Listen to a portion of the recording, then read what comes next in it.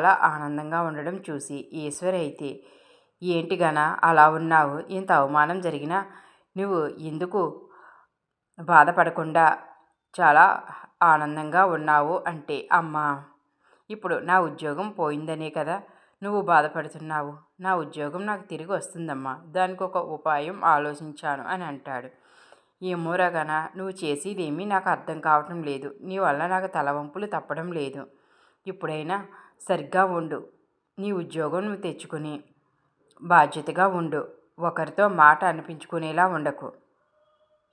అవునమ్మా, నేను అలా ఉండను. నీ కొడుకు గొప్పగానే ఉంటాడు, కానీ ఆ సిద్ధు ప్రేరణ మాత్రం వదిలిపెట్టను అని అంటాడు.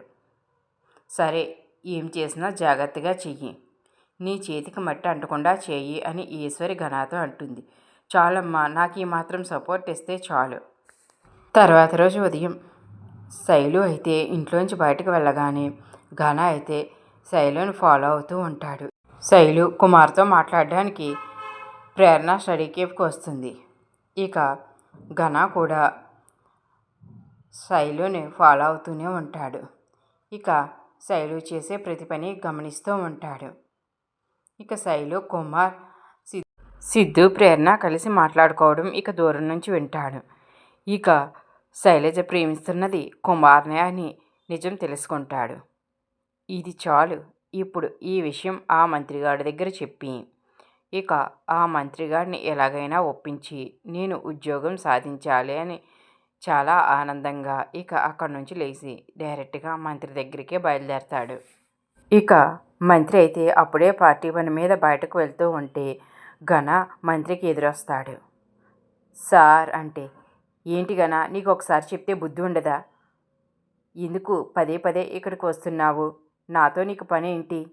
నన్ను విసిగించుకో. నేను ఇప్పుడు అర్జెంటుగా మీటింగ్కి వెళ్ళాలి అని వెళ్ళిపోబోతుంటే, సార్ నేను మీ అమ్మాయి గురించే మాట్లాడడానికి వచ్చాను అని అంటే, ఇక ఒక్క నిమిషం మంత్రి షాక్ అవుతాడు.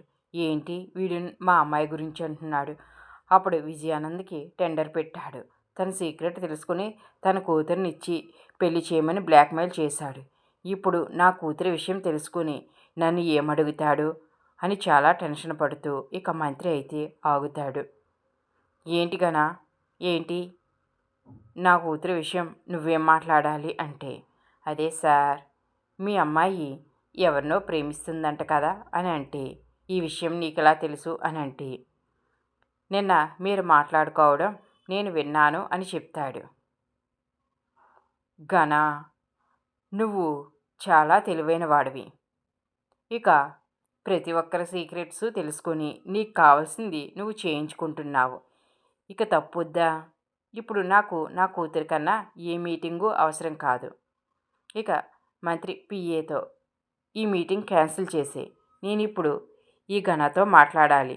తిను ఇప్పుడు నాకు చాలా ముఖ్యం అని చెప్తాడు. ఇక ఘన, రావయ్య రా, లోపలికి వెళ్ళి మాట్లాడుకుందాం, ఇక్కడ ఎందుకు అని ఇక ఘన భుజం మీద చెయ్యి వేసి మంత్రి ఘనాన్ని లోపలికి తీసుకువెళ్తాడు. ఘన మంత్రితో, సార్ ఇప్పుడు మీ అమ్మాయి విషయం నేను బయట పెట్టాను అంటే మీ పరువు పోతుంది. త్వరలోనే ఎలక్షన్స్ రాబోతున్నాయి. ఇప్పుడు మీ అమ్మాయి ఎవరినో ప్రేమిస్తుందన్న విషయం బయటకు వస్తే మీకే అవమానం. ఇది బయటకు రాకూడదు అంటే నాకు మీరు ఒక సాయం చెయ్యాలి అని అంటాడు. ఇక తప్పుద్దా? చెప్పు, ఏంటో చేస్తాను, చేసి చేస్తాను అని మంత్రి అంటాడు. సార్, మీలాంటి వాళ్ళు చచ్చిపోతే నాలాంటి వాడు ఎలా బతకాలి? మీకు చావాల్సిన అవసరం లేదు. నా ఉద్యోగం నాకు ఇప్పించండి అని అంటాడు. ఈ వీడియో నచ్చితే లైక్ చేయండి. Thanks for watching.